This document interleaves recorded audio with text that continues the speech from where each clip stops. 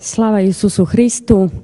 Som vyznania gréckokatolíčka, takže vlastne sa zdravím pozdravom teda národnostnej menšiny.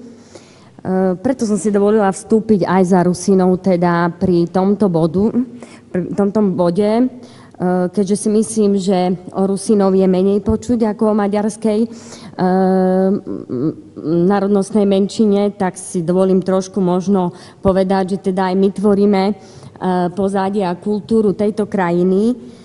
Proces národno-kultúrneho obrodenia je úzko spätý s problémom vytvorenia spisovného jazyka pre Rusínov východného Slovenska, ale aj Zakarpatska, respektíve bývalej podkarpatskej Rusy, lebo bolo to veľmi komplikované.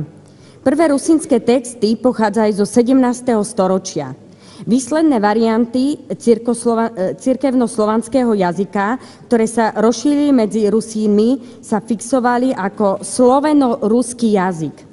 Z obdobia 1846 je známa a často citovaná retorická otázka Ľudovita Štúra, ktorý obhajoval rusínsky jazyk, keď niektorí jeho krajania vyvíjali tlak na Rusínov, aby používali slovenčinu ako spisovný jazyk.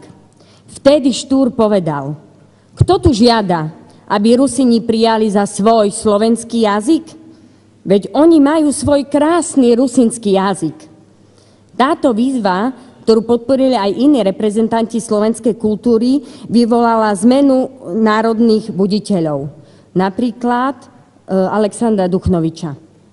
A ako je to dnes? Podľa mne dostupných informácií tlak na ekonomickú efektívnosť a postupné rušenie malotriedok spôsobilo, že v Prešovskom kraji ostali 4 funkčné školy. Neprijatím tejto novelizácie by bola zrušená jedna z nich. Obce, ktoré nezvládli ekonomickú náročnosť škôl s vyučovacím jazykom ukrajinským a rusínskym, ich zrušili. Výsledkom v týchto obciach je, že mladí ľudia nedokážu hovoriť rusínskym jazykom a nemajú poznanie o kultúre svojich predkov. Preto je potrebné, aby sme si zadefinovali, či v budúcnosti nepôjdeme inou cestou. Napríklad ma napadli elokované pracoviská pre školy s jazykom národnostných menšín, ktoré bolo súčasťou politiky národnostných menšín. Ja si myslím, že momentálne je potrebné podporiť tento vládny zákon, no zároveň aj to, že si musíme počínať ako dobrý gazda. V budúcnosti je potrebné nájsť riešenia na trvalú udržateľnosť týchto škôl. Myslím si, že to nepôjde podporou malotrietok, lebo nebude dostatok finančných prostriedkov, zvlášť ak chceme zvýšiť efektivitu financovania škôl. Rozlúčim sa možno takým pozdravom, keďže som Rusnáčka a teda patrónkou Slovenska je Panna Mária, a preto by som ktorí sú veriaci teda počuli Zdravá z Mária aj v staroslovenčine a teda venovala by som to takému pokoju tohto parlamentu a tejto vláde.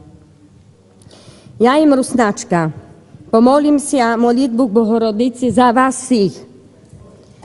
Bohorodice, divo radujся, blahodátnaja Márie, Hospod s tobою, blahoslovená ty v ženách i blahoslovený plod života tvojeho, jako rodila jesi Hrista i spása i zbaviteľa dušam našim.